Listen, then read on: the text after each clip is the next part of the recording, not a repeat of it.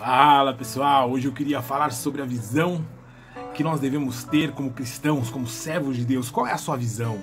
Nós estamos encerrando um semestre, iniciando um outro semestre, e quais são os seus objetivos? Qual é o seu foco? Quais são as suas metas? E eu não estou falando sobre objetivo profissional, sobre metas financeiras, qual é a sua visão de futuro para o seu crescimento pessoal, mas qual é a sua visão como igreja para estabelecer o reino de Deus? Essa é a grande preocupação do cristão. Essa deve ser a grande preocupação do servo de Deus. Olha, o evangelho não é sobre prosperidade financeira. O evangelho não é sobre crescimento profissional. Prosperidade não é você ser rico e ter o melhor carro, ter a melhor casa, mas é o dom de ser bem-sucedido em todas as áreas da sua vida. E isso é promessa de Deus quando você coloca como objetivo, como meta de vida, estabelecer o reino dele. Ele diz lá em Mateus capítulo 6, não andeis ansiosos por coisa alguma. Buscar em primeiro lugar o reino de Deus e a sua justiça, e todas essas coisas vos serão acrescentadas. Quais são essas coisas? Aquilo que os fariseus buscavam: comida, roupa, sucesso financeiro. O Senhor, ele não está preocupado com isso. O Senhor está preocupado em primeiro lugar com a tua salvação como indivíduo e em segundo lugar, a tua preocupação enquanto igreja, estabelecer o reino dele nessa terra. Lá em 2 Coríntios, no capítulo 4, a palavra de Deus fala assim: pelo que tendo este ministério, segundo a misericórdia que nos foi feita, não desfalecemos, antes rejeitamos as coisas que, por vergonha, se ocultam, não andando com astúcia, nem falsificando a palavra de Deus. E assim nos recomendamos à consciência de todo homem na presença de Deus pela manifestação da verdade. Mas se ainda nosso evangelho está encoberto, para os que se perdem está encoberto, nos quais o Deus desse século cegou o entendimento dos incrédulos, para que não lhes resplandeça a luz do evangelho da glória de Cristo, que é a imagem de Deus. Eu queria compartilhar um outro trecho da palavra de Deus que está lá em 2 Reis, no capítulo de número 6, e a partir do versículo de número 8 e vai até o versículo de número 23.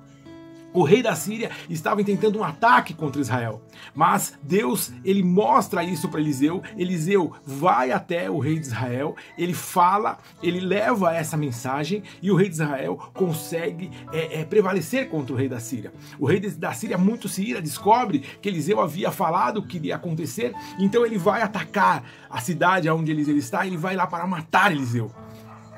O discípulo de Eliseu, quando levanta de manhã e olha, abre a janela, ele vê aquele exército todo vindo contra eles, e ele se desespera, e ele vai lá e acorda Eliseu e fala: Eliseu, mestre, olha lá, eles estão vindo, eles vão atacar, eles vão matar todo mundo. E Eliseu fala: relaxa, man. Mais são os que estão conosco do que os que estão com ele.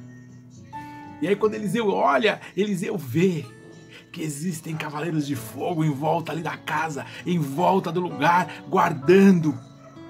Não só Eliseu e o seu discípulo, mas todos que estavam à sua volta.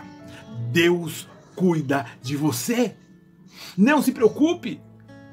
Não tenha como meta principal o seu crescimento profissional. Não tenha como meta principal o seu crescimento financeiro. Eu não estou falando que você não tem que trabalhar, que você não tem que produzir, mas eu estou falando que a sua maior preocupação tem que ser estabelecer o reino de Deus nessa terra. Foi para isso que o Senhor te chamou. Foi para isso que Ele manifestou a glória e a graça dele sobre a sua vida. Atos 1:8 fala: olha, recebereis poder ao descer sobre vós o Espírito Santo de Deus.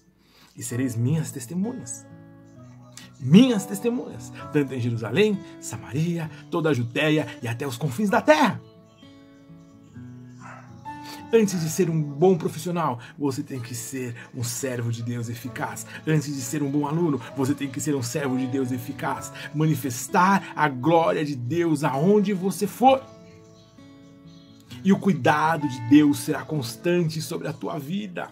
Quando você se coloca na condição de estabelecer o reino de Deus, o Senhor te guarda, o Senhor te sustenta.